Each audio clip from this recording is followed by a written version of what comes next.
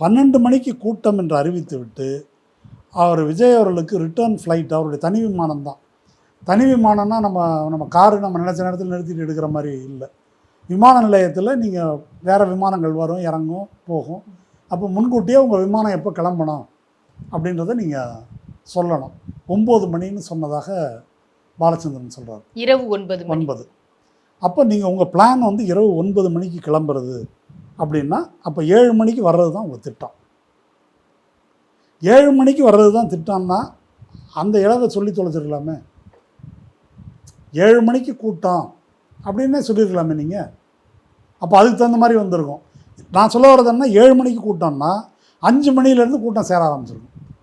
அப்போது இந்த மாதிரி நீர் சத்து குறைபாடு, மயக்கமடைகிறது, பசி, இவ்வளவு பிரச்சனைகள் வந்து ஏற்பட்டிருக்காது. இன்றைக்கி நடைபெற்ற சாவுகளை பற்றி ரிப்போர்ட் பண்ணியிருக்கிறாங்க.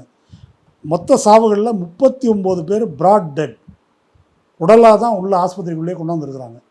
அப்படி இறந்தவர்களுக்கான காரணம் இருக்குல்ல, இவங்க கத்தி குத்து அது கதையெல்லாம் சொல்கிறாங்க. இறந்ததுக்கு மிக முக்கியமான காரணம் மூச்சு திணறல் நம்பர் 1. நம்பர் 2 நீர்ச்சத்து குறைபாடு.